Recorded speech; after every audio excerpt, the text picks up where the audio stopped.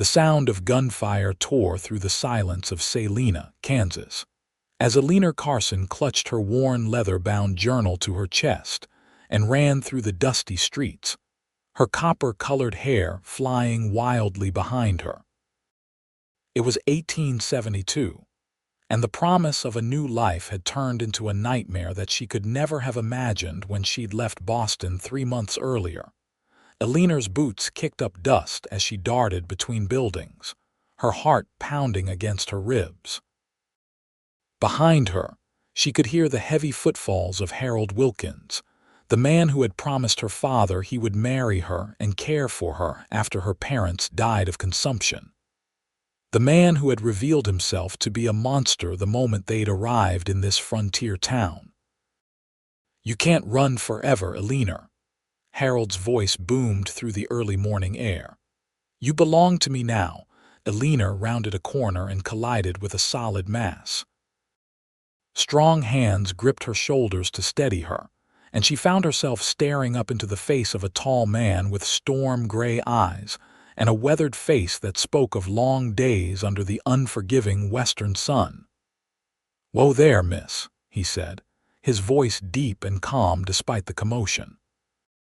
"You're in quite a hurry. Please," Eleanor gasped, glancing over her shoulder. "He's coming." Before she could finish, Harold appeared, his face contorted with rage, the silver sheriff's badge on his chest catching the morning sunlight. "There you are, you ungrateful woman." "Logan, hand over my fiancé." The stranger Logan kept his hands on Eleanor's shoulders, but his grip changed from restraining to protective. "Sheriff Wilkins," he acknowledged, his voice neutral. "Seems the lady doesn't want to go with you." Harold's hand moved to his holster. "This isn't your concern, Everett. She's my property by law." "I'm no one's property," Eleanor said, her voice shaking. "The agreement was for marriage, not imprisonment."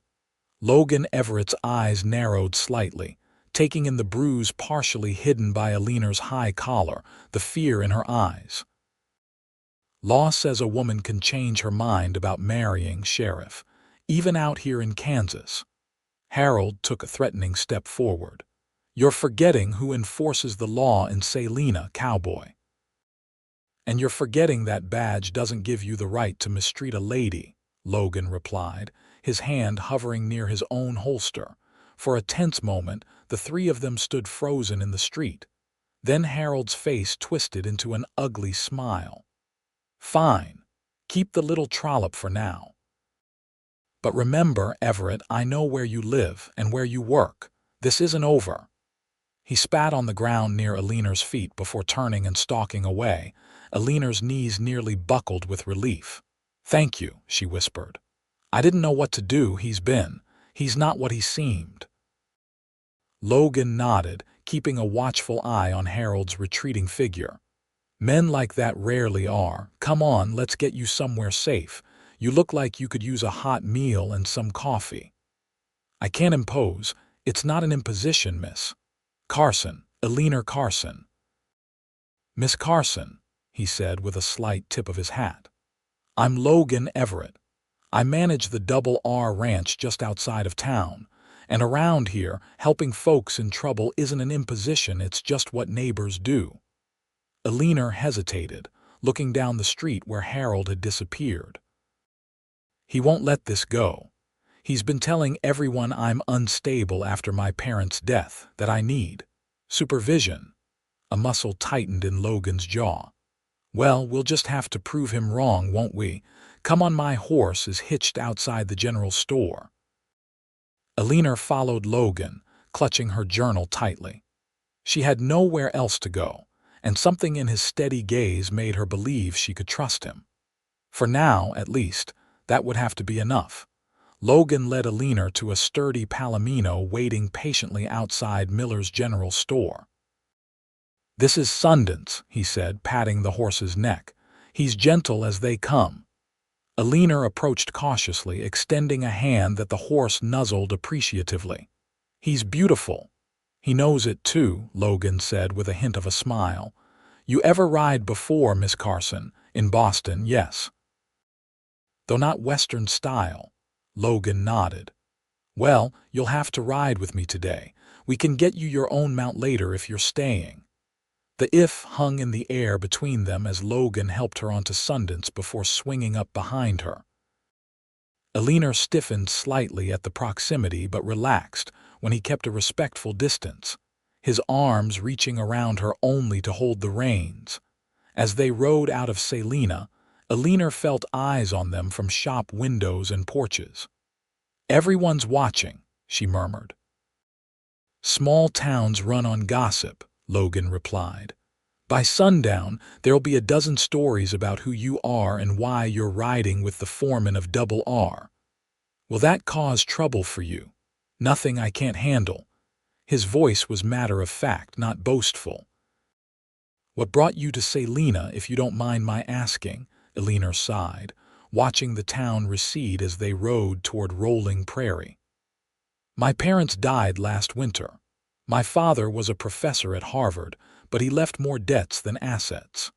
Harold was his former student, now a lawman out west. He wrote offering marriage, saying he needed a woman of education and refinement to help establish civilization in Kansas. Her voice turned bitter. He neglected to mention his ideas about a wife's place. Logan was quiet for a moment. I'm sorry about your parents and about Wilkins. Not all men out here are like him. I hope not, Eleanor said softly. The first week was pleasant enough. Then I questioned one of his decisions regarding a prisoner, a young cowboy accused of stealing. Harold didn't appreciate my opinion. That night he locked me in the spare room at his house. Said I needed to learn my place before I could be a proper wife. Logan's body tensed behind her. How long were you locked up? 4 days this time. It's happened before, usually just overnight. But yesterday he came home drunk, angry about something at the jailhouse. Her voice faltered. He struck me, said he would break my willfulness one way or another. I managed to escape through the window this morning when he left for his rounds. You're not going back, Logan said, his tone leaving no room for argument. The Double R has a small cabin where our cook used to stay before he moved into town with his new wife. It's yours for as long as you need it. The landscape opened up before them, endless grass rippling in the wind like a golden green sea, dotted with wildflowers in vibrant purples and yellows. Despite everything, Eleanor felt a weight lifting from her shoulders with every mile they put between themselves and Salina. It's beautiful out here, she said, taking a deep breath of the clean prairie air. It grows on you, Logan agreed. When I first came west from Pennsylvania after the war, I thought I'd never get used to all this space. Now I can't imagine being hemmed in by buildings and crowds again. You fought in the war, Union cavalry, came out here in '66 to start fresh. Eleanor nodded. So many had sought new beginnings after those brutal years. And the ranch you work for, Double R, belongs to the Riggs family. Old man Riggs has been in poor health, so his son Robert runs things now. They're good people, fair employers, honest businessmen. The ranch hands are a decent bunch too. And they won't mind harboring a woman fleeing the sheriff. Logan's voice hardened slightly. First, you're not fleeing justice, you're escaping abuse. Second, Robert Riggs has no love for Harold Wilkins. There was an incident last year involving Robert's sister and some unwanted advances from our esteemed sheriff. Nothing came of it because she was visiting from Denver and returned home, but let's just say you'll find allies at Double R. They crested a small rise, and Eleanor saw the ranch spread out before them, a large main house, several outbuildings, a corral with horses, and vast fenced pastures where cattle grazed. In the distance, men on horseback moved among the herds. It's bigger than I imagined, she said. 3,000 acres with grazing rights on another 2,000. Not the biggest spread in Kansas, but substantial enough. As they approached, A man rode out to meet them, tall and broad-shouldered with sandy hair beneath his hat. He reined in beside them, eyebrows rising at the sight of Eleanor. "Logan," he greeted, tipping his hat to Eleanor. "Didn't know you were bringing company back from town. Robert, this is Miss Eleanor Carson. She's had some trouble with Sheriff Wilkins and needs a safe place to stay. I thought Cook's old cabin might suit." Robert Riggs studied Eleanor, his eyes lingering momentarily on the bruise at her neck before meeting her gaze directly. "Any trouble with Wilkins is a friend of ours, Miss Carson. You're welcome here as long as you need." "Thank you, Mr. Riggs," Eleanor said, relieved at the immediate acceptance. "I don't want to be a burden." "No burden," Robert assured her. "Though I should warn you, Wilkins isn't likely to let this lie. He's not used to being crossed." "I'm aware," Logan said grimly. "We'll need to keep an eye out." Robert nodded. "I'll alert the men. Meanwhile, get Miss Carson settled. Martha can help with any immediate needs." As Robert rode off toward the cattle, Logan guided Sundance toward a modest cabin set slightly apart from the other buildings. It was small but well-maintained, with a front porch and smoke curling from the chimney. "Looks like Martha's already been by to light a fire," Logan observed. "She's Robert's housekeeper, runs the main house like a general." He dismounted and reached up to help Eleanor down, his hands strong and steady at her waist. Her legs felt wobbly after the long ride, and she stumbled slightly against him. His hands steadied her, then quickly released her once she found her balance. "Thank you," she said, feeling a flush rise to her cheeks. Logan cleared his throat. "Let's get you inside." The cabin was simple but comfortable, one main room with a small kitchen area, a wood stove, a table with 2 chairs and a bed in the corner, plus a smaller side room. Someone had recently cleaned, and fresh linens were on the bed. A fire crackled in the stove, taking the chill from the air. "It's perfect," Eleanor said sincerely. Logan looked relieved. "Bathrooms out back. We haven't got indoor plumbing like some places in town. There's a pump for water just outside. Martha will bring you some supplies and something to eat." Eleanor set her journal on the table, the only possession she'd managed to grab during her escape. "Mr. Everett, Logan, I don't know how to thank you." "No need." He shifted his weight, suddenly looking less sure of himself than he had all day. "I should let you rest. Been a long morning for you." "Will Harold come looking for me here?" Logan's expression hardened. "Probably, but he won't find you alone." After Logan left, Eleanor explored her new sanctuary. The smaller room held a washstand and a chest of drawers. Through the window, she could see cattle grazing in the distance, ranch hands moving among them. It was a world away from Boston's cobblestone streets and brick buildings, but for the first time since arriving in Kansas, she felt something like hope. A knock came at the door an hour later. A plump, gray-haired woman stood there with a basket over one arm. "Miss Carson, I'm Martha Wells. Mr. Riggs asked me to bring you some necessities." Eleanor welcomed her gratefully. Martha unpacked the basket: clothing, toiletries, food, and even a few books. These were Miss Riggs's Robert's sister. "She left some things behind when she returned to Denver. She's about your size, I reckon." "That's incredibly kind," Eleanor said, running her fingers over a simple but well-made blue dress. Martha waved off her thanks. "Family here takes care of its own, and Mr. Everett seems to have decided you're one of us now." She gave Eleanor a shrewd look. "He doesn't bring strays home often, which means your situation must be dire indeed." Eleanor hesitated, then touched the bruise at her neck. "Harold Wilkins is not the man he pretends to be in public." Martha's face darkened. "That doesn't surprise me one bit. Men who need to wear a badge to feel powerful are often the weakest of all." She squeezed Eleanor's hand. "You rest, dear. Dinner's at the main house at 6, but I can bring yours here if you prefer." "Actually, I think I'd like to meet everyone, Eleanor decided. If I'm to stay here, even temporarily, I should know whose hospitality I'm enjoying. Martha nodded approvingly. Logan will come fetch you. In the meantime, get some rest. You look like you've been through hell. After Martha left, Eleanor washed with water from the pump, changed into the blue dress, and lay down on the bed.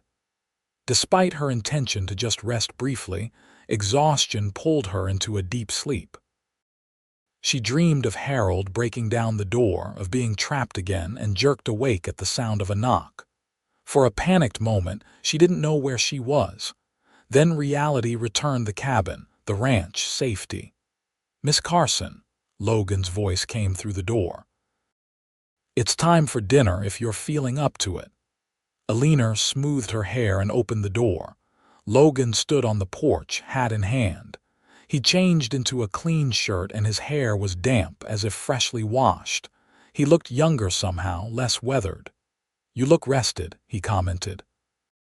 "I feel more human," she admitted. "Thank you for the clothes and everything else." "That was Martha's doing." He offered his arm. "Hungry." At the main house, Eleanor met the ranch community, the Riggs family, including Robert's wife Susanna and their 2 young children, a handful of ranch hands who lived in the bunkhouse, and Martha's husband, Thomas, who served as the ranch foreman. Everyone welcomed her without prying questions, though she caught curious glances and whispered conversations. During the meal, Logan sat beside her, a quiet, reassuring presence. He spoke little, but she noticed how the others respected him, valued his opinion when he did share it. After dinner, as they walked back to her cabin in the gathering dusk, Eleanor asked, "How long have you worked for the Riggs family?" "5 years now. Came on as a regular hand, worked my way up. When Thomas decided to scale back his duties last year, I took over some of his responsibilities." "You seem very capable." A ghost of a smile crossed his face. "I manage." At her door, Eleanor hesitated. "Will Harold really come here looking for me?" Logan's expression turned serious. "If I were a betting man, I'd say yes. He's not the type to accept being denied something he considers his." "But I was never his," Eleanor said fiercely. "Not really. I believe you, but men like Wilkins don't see the world that way." Logan looked toward town, barely visible as distant lights on the horizon. "Get some rest, Miss Carson. We'll face tomorrow when it comes." Eleanor slept fitfully that night, still haunted by memories of being locked in Harold's spare room, the hunger, the thirst, the humiliation of using a chamber pot for days, the fear when he'd come in drunk and violent. She woke before dawn, heart pounding, relief washing over her as she recognized the cabin. Unable to return to sleep, she wrapped a borrowed shawl around her shoulders and stepped onto the porch. The prairie stretched before her, silvery in the pre-dawn light. Stars still glittered overhead, more than she'd ever seen in Boston's light-polluted skies. "Couldn't sleep?" Logan's voice startled her. He emerged from the shadows near the corner of the cabin, a rifle in his hands. "Were you out here all night?" she asked, incredulous. He shrugged. "Took shifts with a couple of the hands. Thought it wise, given the circumstances." "You don't think he'd actually come in the night, do you?" "I think a man who locks a woman up and strikes her is capable of most anything." Logan's voice was matter-of-fact, but she heard the underlying anger. Eleanor wrapped her arms around herself. "I should have seen it coming. There were signs even in his letters, controlling language, questions about my obedience, biblical references to wifely submission." "Don't blame yourself," Logan said firmly. "Men like Wilkins are practiced deceivers." "How did you know?" she asked suddenly. "This morning in town you took my side immediately." "Why?" Logan was quiet for so long she thought he might not answer. "My mother," he finally said. "My father was similar to Wilkins, used his fists to make his points." Locked her in the root cellar when she misbehaved. I was too young to stop it then." "I'm sorry," Eleanor whispered. He nodded once, acknowledging her sympathy without dwelling on it. "Sun's coming up. Martha will have breakfast ready soon. Care to walk to the main house together?" Over the next few days, Eleanor found herself settling into ranch life. Martha helped her establish a routine. She assisted with cooking and household tasks, taught Robert's children for a few hours each day, her experience as a professor's daughter making her more educated than most in the area, and began keeping the ranch's account books in order, discovering a talent for numbers that Robert quickly came to appreciate. "You've made yourself indispensable in less than a week," Logan remarked one evening as they sat on her porch, watching the sunset paint the prairie in fiery hues. It had become their habit to share this peaceful time together each day. "I need to earn my keep," she replied. "I can't impose on everyone's kindness forever." Logan studied her profile in the fading light. "What will you do, eventually, I mean?" It was a question Eleanor had been asking herself. "I don't know. I have an uncle in San Francisco who might take me in, but the journey is expensive and dangerous for a woman alone." "You're not alone anymore," Logan said quietly. Then, as if embarrassed by his words, he quickly added, "You've got friends here now." Eleanor smiled, feeling a warmth that had nothing to do with the lingering heat of the day. "Yes, I suppose I do." The peaceful routine was shattered the next morning when a rider came galloping up to the main house, raising dust that could be seen from Eleanor's cabin. She was hanging laundry when Logan strode quickly toward her, his expression grim. "Harold's on his way," he said without preamble, "with 3 deputies."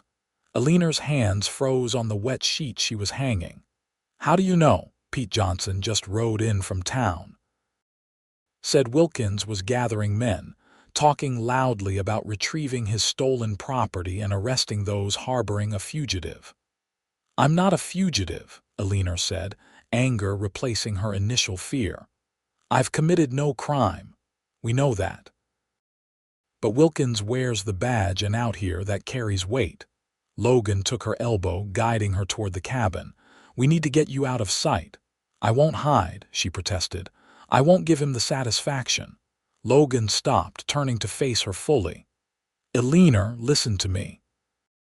Harold Wilkins is coming with armed men. This could turn ugly fast.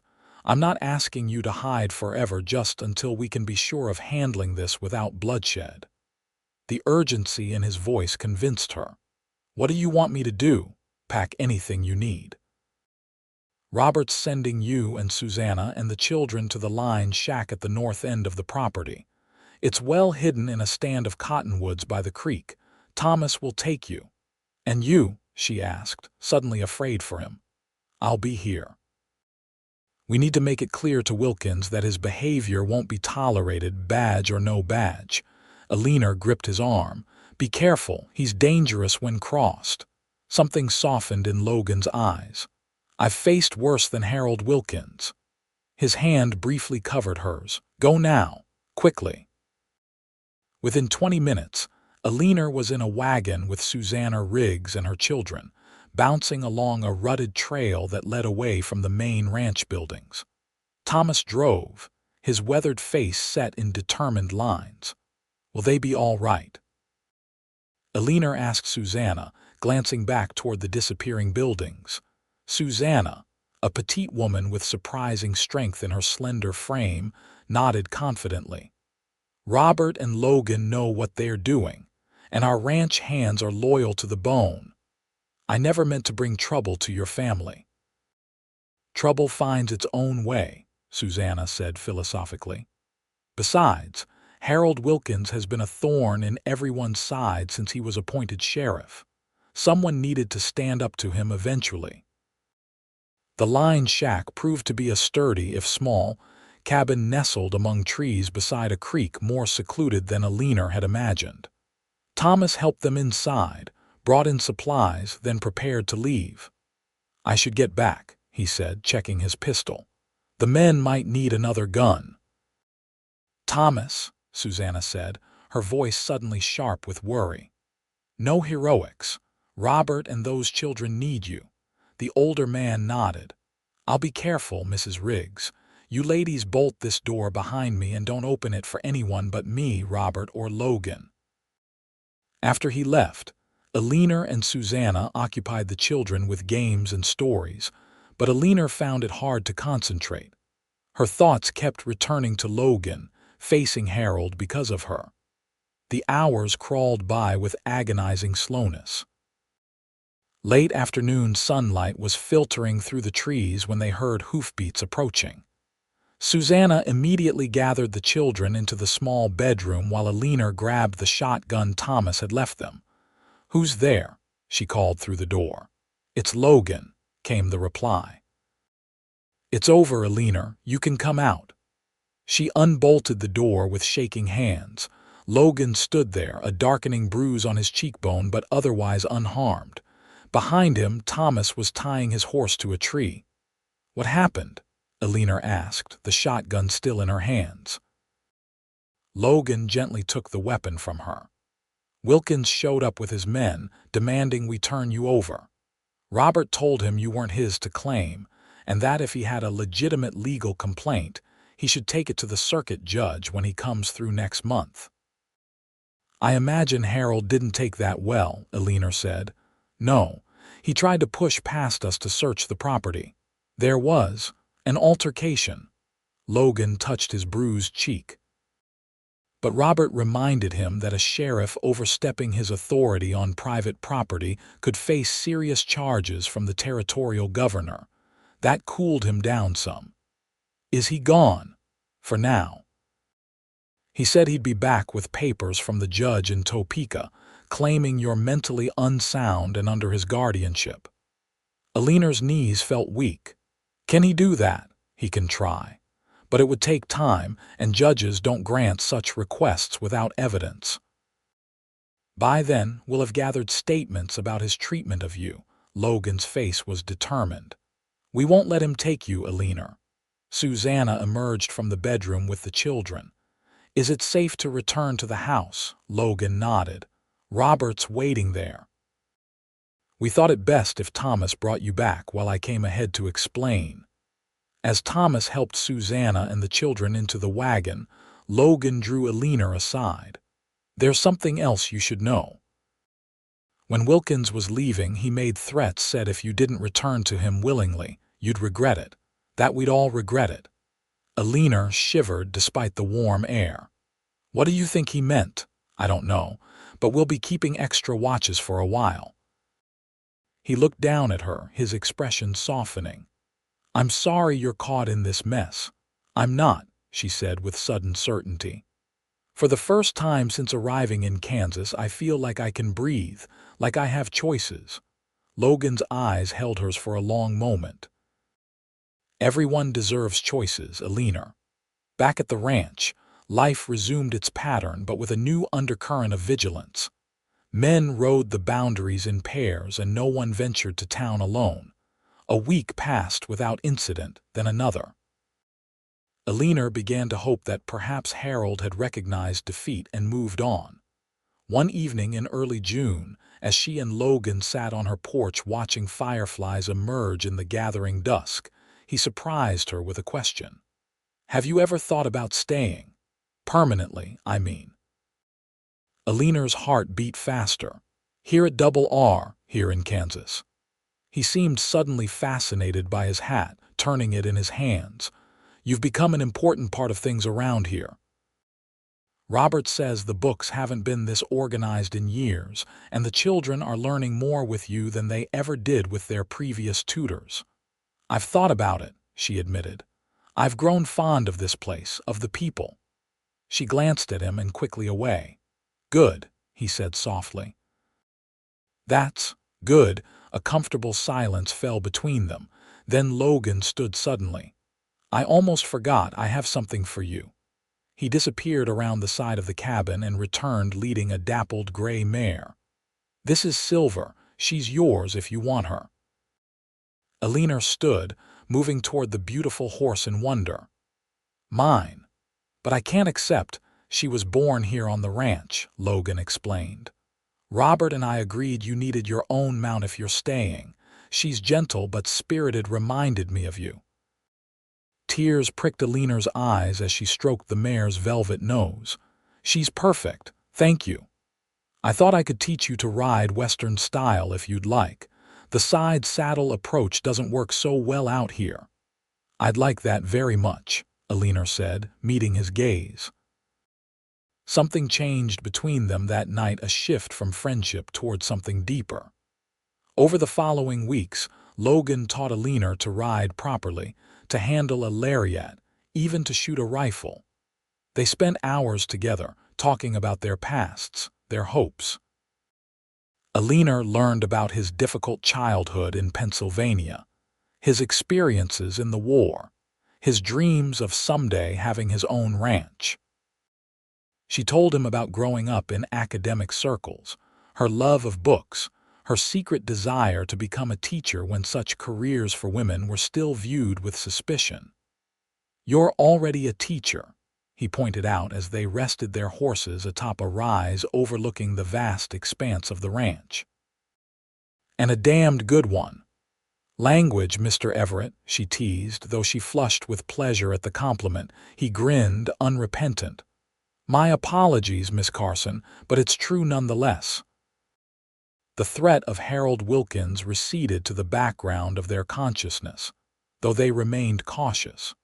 Reports from town suggested he was drinking heavily and making occasional threats, but taking no action. Some said he was courting a young widow who had recently arrived from Missouri, his interest in Eleanor apparently waning. By mid-July, the hottest part of summer had descended on the prairie. The days were long and sweltering, the nights bringing only slight relief. Eleanor had fully integrated into ranch life, dividing her time between teaching the children, keeping the books, and helping Martha manage the household. One scorching afternoon, she was alone in the cabin, writing in her journal, when she heard a noise at the back door. Thinking it was Martha bringing fresh bread as she often did, Eleanor called out, "Come in." The door burst open, and Harold Wilkins staggered in, reeking of whiskey and sweat, his face contorted with rage. "Found you at last," he slurred. Eleanor jumped to her feet, her journal falling to the floor. "Get out, Harold. That's no way to greet your future husband." He lurched toward her. "I've been patient, given you time to come to your senses, but my patience is done." Eleanor backed away, her eyes darting to the rifle that hung on the wall too far to reach. "I'm not going anywhere with you. Logan and the others will be back any moment." Harold laughed, an ugly sound. "Your precious Cowboy is miles away." Cattle broke through the north fence, took all hands to round them up. Convenient timing, wasn't it? Cold realization washed over Eleanor. "You cut the fence. Smart girl." He grabbed her arm roughly. "Now you're coming with me. I've got a wagon out back. We'll be in Topeka by tomorrow, and I've got a preacher ready to make you Mrs. Wilkins, whether you like it or not." "No." Eleanor twisted in his grip, lashing out with her free hand, her nails raking his cheek. Harold howled in pain and fury, his hand cracking across her face with enough force to send her sprawling. Before she could recover, he was on her, pinning her down. "You'll learn respect," he growled, his breath hot against her face. "I'll break that spirit of yours one way or another." Eleanor fought with everything she had, but Harold overpowered her easily. He dragged her to her feet, pulling a length of rope from his pocket. "No," she screamed, hoping desperately that someone might hear, though she knew the main house was too far away. "Shut your mouth," Harold snarled, striking her again. The blow dazed her, and he used the opportunity to bind her hands. "You're coming with me now, and when we get to my place in town, you're going back in that room until you learn your place."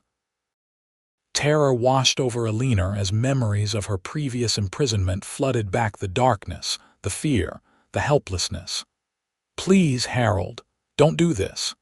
He ignored her pleas, dragging her toward the back door. Eleanor fought against the rope binding her wrists, trying to dig her heels into the floor, anything to slow him down. Harold cursed, jerking her roughly forward. They had almost reached the door when it suddenly splintered inward, torn from its hinges by a powerful kick. Logan stood in the doorway, his face a mask of cold fury, his revolver aimed steadily at Harold. "Let her go, Wilkins," he said, his voice deadly calm. "Now." Harold yanked Eleanor against him, using her as a shield. "This isn't your concern, Everett. She's mine by rights." "She doesn't belong to anyone," Logan said. "Least of all to a man who locks her up and beats her." Harold's arm tightened around Eleanor's throat. "I'm the law here. You're interfering with official business." "Official business?" Logan's lip curled. "Is that what you call abduction and assault these days?" Eleanor could feel Harold's arm trembling against her neck. "I'm taking her with me. Step aside, or I swear I'll—" The sound of a rifle being cocked came from behind Logan. Robert Riggs appeared in the doorway, his Winchester leveled at Harold. "You'll what, Wilkins? Add murder to your crimes."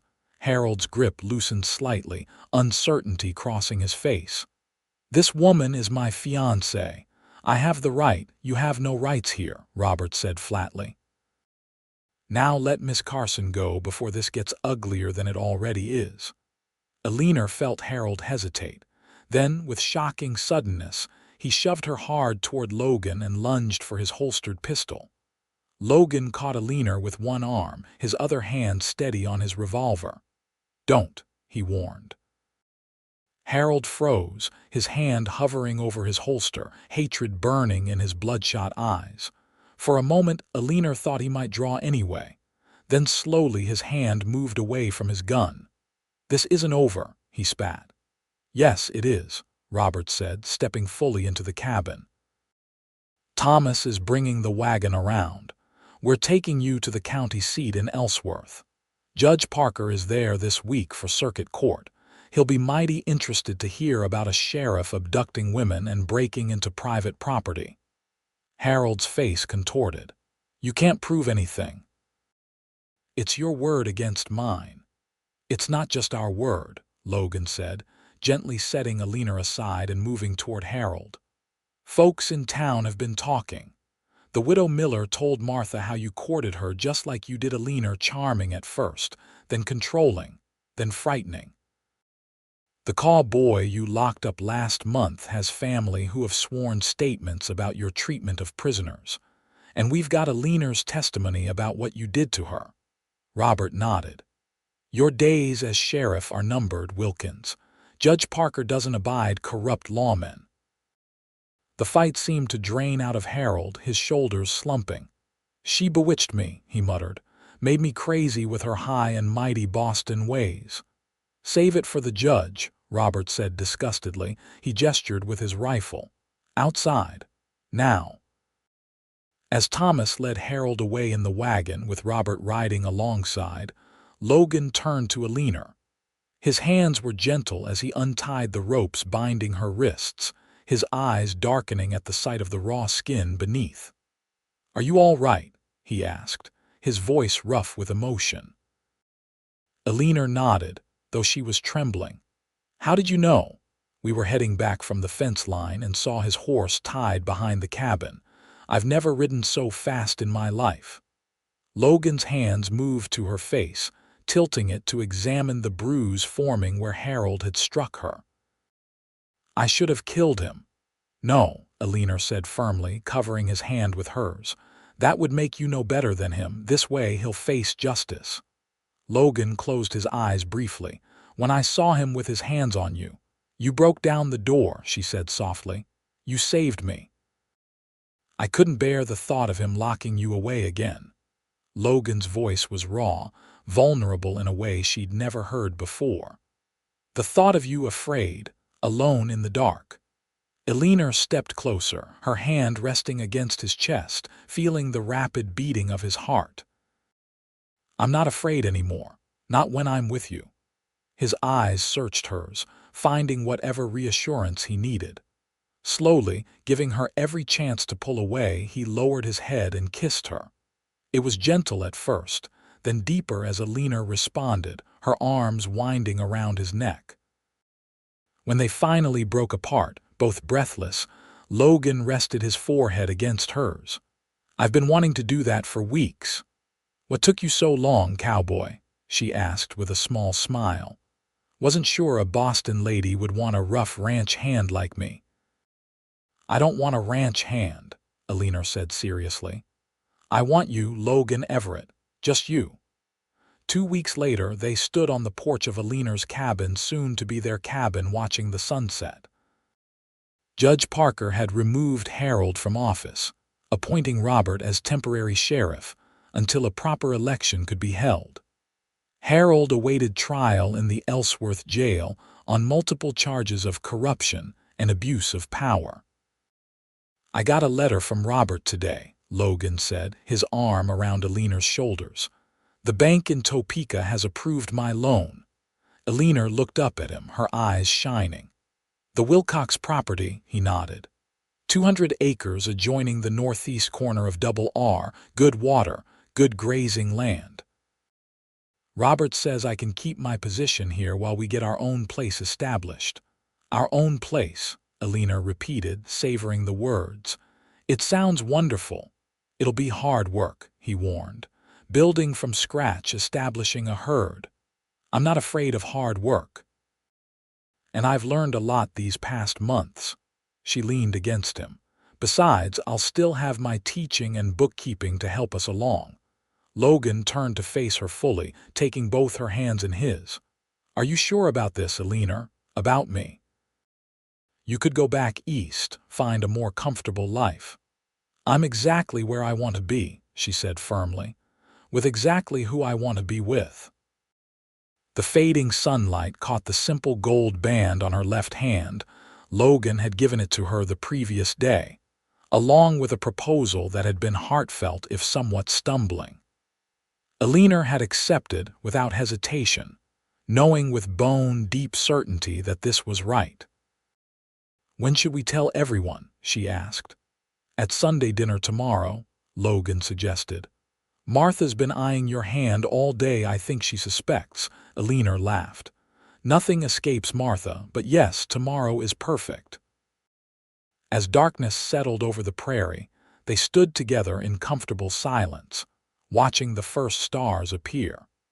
So much had changed since that frightening morning in Salina, when Eleanor had literally run into Logan on the street. What had begun with fear and desperation had transformed into something beautiful and strong, like the wildflowers that somehow thrived in the harsh prairie environment. "What are you thinking about?" Logan asked, his voice a low rumble in the darkness. "About doors," Eleanor replied. "How sometimes when one closes or is broken down, it opens the way to something better than you ever imagined." Logan chuckled, pulling her closer. "That's mighty poetic for a practical woman like yourself. You bring out unexpected sides of me, Mr. Everett. And you of me, soon to be Mrs. Everett." He kissed her softly. "I never thought I'd find someone like you out here on the frontier. And I never thought I'd find freedom and love in a place so far from everything I knew." Eleanor rested her head against his chest, listening to his steady heartbeat. "But here we are." "Here we are," he agreed, his arms strong around her. "And here we'll stay." Spring arrived on the Kansas prairie the following year, bringing with it new beginnings. The small cabin on Logan and Eleanor's land was finally complete, though they had spent the winter in their cabin at Double R while construction finished. Their wedding had been a joyous affair in November, with the entire ranch turning out to celebrate, along with many townsfolk who had come to respect Eleanor for her stand against Harold Wilkins. Harold himself was serving 5 years in the territorial prison, his power and influence gone. The new sheriff, elected in a special vote, was a fair-minded former Army captain who had moved to Salina after the war. On a mild April morning, Logan and Eleanor stood on the porch of their new home, surveying their land. A small herd of cattle grazed in the distance, the beginning of what they hoped would grow into a prosperous ranch. Eleanor had continued teaching the Riggs children and had recently taken on 3 more students from neighboring farms, holding classes 3 days a week in a corner of their cabin that Logan had fitted with desks and a blackboard. "What do you think?" Logan asked, his arm around his wife's waist. "Worth all the hard work," Eleanor nodded, leaning into him. "Every splinter, every blister, every long day." At 30, Logan had finally achieved his dream of land ownership, something that had seemed impossible during his hard-scrabbled childhood in Pennsylvania. At 23, Eleanor had found a strength and purpose she never knew she possessed, her fear replaced by confidence, her uncertainty by determination. "I have news," she said, a smile playing at her lips. "Martha confirmed it yesterday." Logan looked down at her, eyebrows raised in question. Eleanor took his hand and placed it gently on her stomach. "We'll need to add another room to the cabin by winter. Maybe 2, if Martha's right about the possibility of twins running in your family." Joy spread across Logan's face, followed quickly by concern. "Are you all right? Should you be teaching? Standing so much?" "I'm perfectly fine," she assured him, laughing at his immediate protectiveness. "Women have been having babies on the frontier since the first settlers arrived. I'll continue teaching until I can't, and then I'll start again after the baby comes." "Babies, possibly," he corrected, still looking stunned. Then he swept her into his arms, spinning her around on the porch until she was breathless with laughter. "Put me down, you madman," she gasped, clinging to his shoulders. He obeyed but kept her close, his expression turning serious. "I love you, Eleanor Everett, more than I ever thought possible." "And I love you," she replied, stretching up to kiss him. "My door-breaking cowboy." As they stood together on the threshold of their home, looking out over their land, Eleanor thought about the journey that had brought them here from fear and imprisonment to freedom and love. The path hadn't been straight or easy, but standing here now, in the circle of Logan's arms with new life growing inside her, she wouldn't change a single step. The prairie wind rustled through the tall grass, carrying the promise of summer, of growth, of endless possibilities. And in that moment, Eleanor knew with absolute certainty that no locked door could ever contain the life and love they had found together on this wild frontier.